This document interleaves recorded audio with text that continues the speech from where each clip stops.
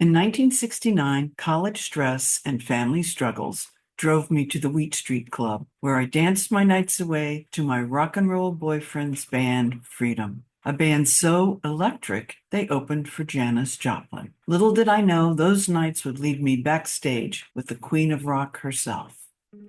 Stay tuned.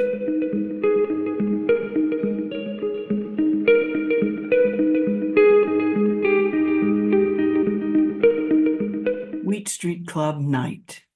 I met my rock and roll boyfriend, Johnny, at the Wheat Street Club. Johnny's a tall drink of water with pale, almost translucent white skin. He wears Edwardian shirts with wild pattern pants a la Mick Jagger and drives a white van with the head of Jim Morrison airbrushed on the side. I spent most nights at the Wheat Street Club. The club is within walking distance of the university. Somehow, I managed to convince my mom to allow me to move on campus for my second semester.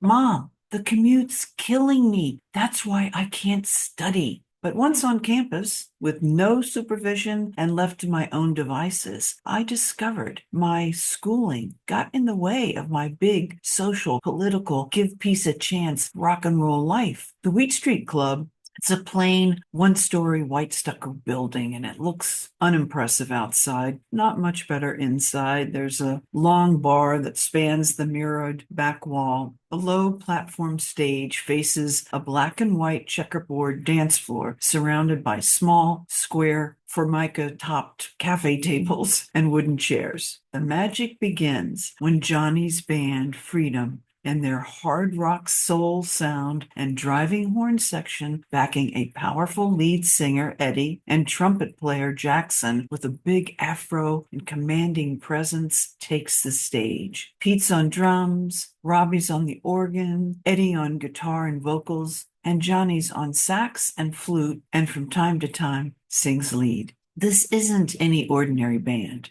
This is a cultural force that changes your perspective. And when the place is packed and the music's blaring, the strobe's going, I'm dancing, I'm transported to a place where all my troubles seem to dissolve into that Phil Spector wall of sound. I forgot all about Dad being in Vietnam, Mom being left at home to fend for herself with a 5, 10, and 15-year-old in tow, having a nervous breakdown, burning her hands up, making beef fondue, and me flunking out of college. All that's null and void when I'm lost in the music, wearing my black lace baby doll dress with the large yellow roses, bell sleeves. I'm in my own perfect world, a place where music, peace, and love reign supreme. And I'm free to imagine the world and my life the way I want it to be. In retrospect, it seems strange, but it never once dawned on me that since my father's paying my tuition, he might be a bit perturbed about me squandering his money. Anyway, this section of my life comes in flashes or jump cuts like scenes in a film. As the saying goes, if you can remember the 60s, you weren't there. I can remember pieces of it. Dad's home from Vietnam. I visited my parents once a week, but I'm never high when I go over there. I need my wits about me. I'd show up around 5, do my laundry, eat dinner, fold my clothes, and leave before Dad's too far gone. Mom's always happy to see me, Dad not so much. He prefers to give me the silent treatment. But during one of those icy, silent dinners where Dad nurses his ubiquitous tumbler glass of gin, I broke the silence by announcing, Johnny's band's opening for Janis. Dad turns to me with a blank stare. Who? This response proves how oblivious and out of touch he is. Janis Joplin, I say. There's no recognition, just a gin-induced blank stare. Mom to the rescue says, for goodness sakes, Charlie. Then back to me. I can't believe your father doesn't know who Janis Joplin is. No idea, he responds. Honestly, she says half under her breath as she pulls another leaf off the artichoke, dips it into the butter sauce. Before the leaf reaches her mouth, she stops and, like a sniper in the woods, waiting to take her shot, says she's only the zeitgeist of her age. I almost fell off my chair. This confirms what I've long suspected. Mom's on our side. November 9th, 1969, Park Center, Charlotte, North Carolina. On the day of the big event, I found myself with Johnny's parents standing in the lobby of the Park Center Auditorium in Charlotte, North Carolina. They've driven up from Charleston for the event because, unlike my clueless father, they realize this is a huge deal. Today's the big day. Johnny's band is opening for Janis effing Joplin. I feel like a rock goddess dressed in a brown skirt I made with a fitted brown Edwardian crepe blouse I bought with my White's department store discount. It has a long pointed collar, oversized sleeves that fall over the cuffs, lined with tiny mother of pearl buttons, and I topped the outfit off with a cream crocheted vest with long fringes. Oh, and I'm tripping my brains out on acid. Johnny's mom is quite attractive and youthful, although in this crowd she sticks out as not only being older, but straight. And bless her heart, she's trying to make polite conversation. So, how did you get up? Because I'm tripping, I think she's referring to how did I get high. Now, this particular strand of acid's pretty mellow, but I still have to concentrate and ponder this question. Okay, how did I get up? I don't want to say something stupid, like the time I was checking in for my flight and the airline clerk asked me, "Do you smoke? Cigarettes?" Yes. How did I get up? I might as well be trying to come up with the theory of relativity. My mind shifted into red, yellow, white, and blue like I'm solving a Rubik's Cube until it clicked into place and I said, "Oh, I drove."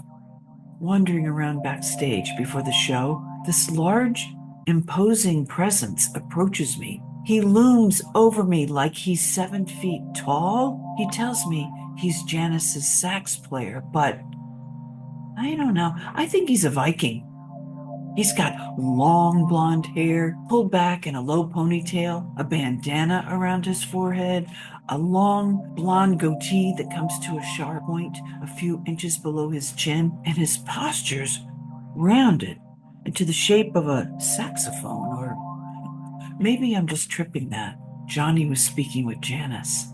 I've spent hours sitting cross-legged in my room with my headphones on, with my eyes closed, becoming one with the Queen of Rock as she wails from the depths of her tormented soul. I saw her at the Atlanta Pop. I've watched her on the Dick Cavett show. I feel like I know her. We're kindred spirits. She's a Southern girl like me, at war with her surroundings. She's a lifeline. A woman, unafraid, unapologetic, living life on her own terms. She's like a mythic creature that materialized before my eyes. I stood, frozen, too shy to approach.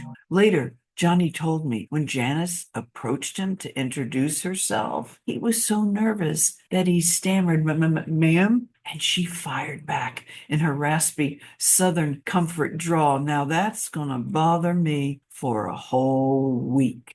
When Freedom took the stage, they were on fire. The crowd is screaming, yelling, dancing, going crazy, but for some weird reason, their set ended early. I found out later, Janis freaked out because Freedom was so good. She yelled at the promoter, get them off the stage now." Seeing Janis up close like this was one of the highlights of my life. October 4th, 1970, car. I was driving my green Datsun, blaring Janis's soul rendition of Summertime, when the Cosmic Cookie out of Boston cut in on the song to say, "Janis Joplin was found dead today in the Landmark Motor Hotel in Hollywood from an overdose of heroin." At first, well, his words don't register, but slowly their meaning began to sink in. I might throw up. I mean, this can't be right. There must be a mistake. It hasn't been a year since Johnny's band opened for her. I sob, big, ugly sobs like like I'm grieving for mankind.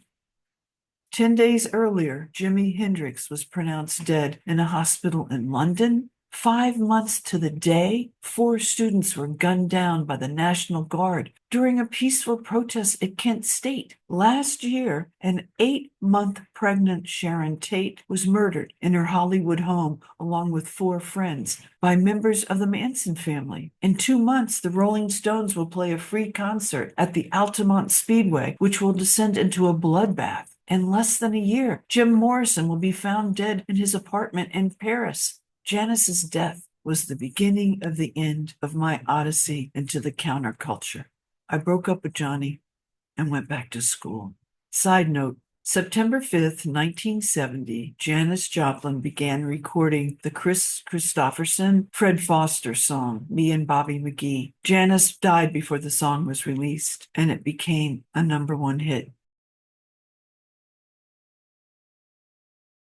Thanks for watching, you guys. I hope you had a wonderful new year, and I'm sending you all blessings and lots of love. And I want to thank you so much for being here. And if you haven't already, be sure to like and subscribe, hit the notification button. And I want to thank everyone who bought me a coffee or a super sticker. And I just want to say thank you so much to, I hope I pronounced this right, Kashi-san, Aaron L., Paul and Daisy. Oh, and my sister gave me this beautiful necklace for Christmas. She made it herself.